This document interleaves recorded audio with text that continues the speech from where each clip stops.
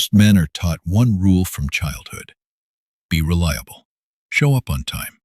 Do what you say. Never cause problems. Never disappoint anyone. For a long time, this advice seems to work. Reliable men are trusted. They are given responsibility. They are praised for being disciplined, consistent, and dependable.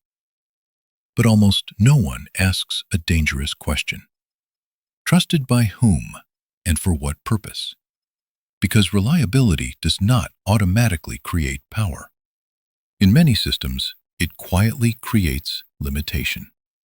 Reliable men become predictable, and predictable men become easy to place. They are assigned roles quickly. They are kept where they perform best. They are rarely moved upward, not because they lack ability, but because their predictability makes them too useful to replace. This is why so many reliable men feel stuck without understanding why. Nothing is wrong with their behavior. They follow the rules. They work hard.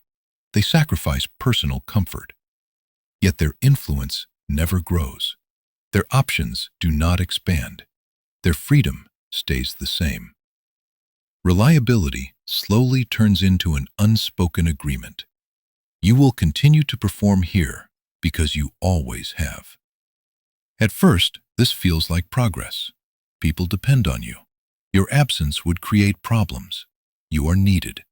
That feels important.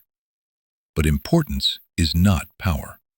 Importance means things fail without you. Power means things move because of you. Reliable men keep systems running. They maintain order. They protect stability. They prevent breakdown. But they do not decide direction. And direction is where power lives. Reliability feels moral because it is socially rewarded. From childhood, reliable behavior is praised. Teachers reward it. Parents encourage it. Managers depend on it. Over time, reliability becomes more than behavior. It becomes virtue, and eventually, identity. The man no longer asks, "Is this moving me forward?" He asks, "Am I doing this well enough?" This is where the trap quietly closes. Because systems do not promote people who question direction. They promote people who maintain flow. And reliable men maintain flow better than anyone. This is not an accident. It is design. Henry Ford understood this distinction perfectly. When Ford built the assembly line, he did not look for workers who questioned the system. He looked for workers who could be counted on. Men who would repeat the same motion, the same way, every single day. Reliability made the system efficient, but efficiency required obedience, not advancement. The most reliable worker was not promoted out of the line. He was locked into it. Modern systems still work exactly like Ford's assembly line, only the language has changed. Today, reliable men are called high performers, key contributors, critical team members. These labels sound like success, but often they are anchors. Because once a man becomes essential in one position, moving him becomes inconvenient, and systems avoid inconvenience. So reliability quietly becomes a ceiling, not because the man lacks intelligence, not because he lacks ambition, but because his predictability makes him too valuable to replace. This creates a dangerous psychological confusion. Reliable men begin to confuse being valued with being advanced. They believe that patience will eventually be rewarded, that consistency will be noticed, that loyalty will be repaid. Sometimes it is, but more often, it only deepens the role. Because systems remember reliability, not potential, and what is remembered becomes fixed.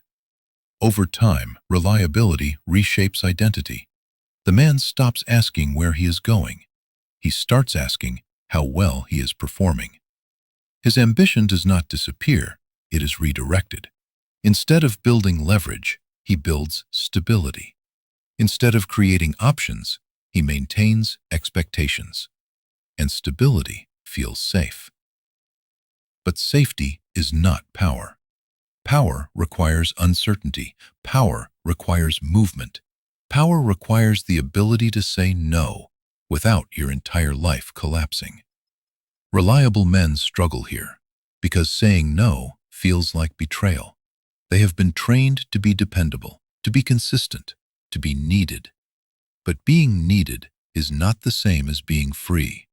In fact, being needed often makes you easier to control because systems learn exactly how much they can extract from you. And once they learn it, they extract it. This is why the most reliable men are often the most exhausted. They carry responsibility without authority. They maintain systems they do not control. They protect structures that do not protect them back. The most dangerous moment is when reliability becomes identity, when a man can no longer imagine himself outside his role, when his job becomes who he is. That is when power disappears, not because the system is evil, but because it is efficient, and efficiency does not care about freedom. True power is not being trusted. True power is being able to walk away, to change direction, to remove your labor without your life collapsing.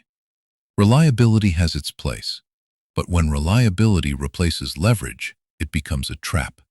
Because history shows a clear and uncomfortable pattern. The men who control systems are rarely the most reliable inside them.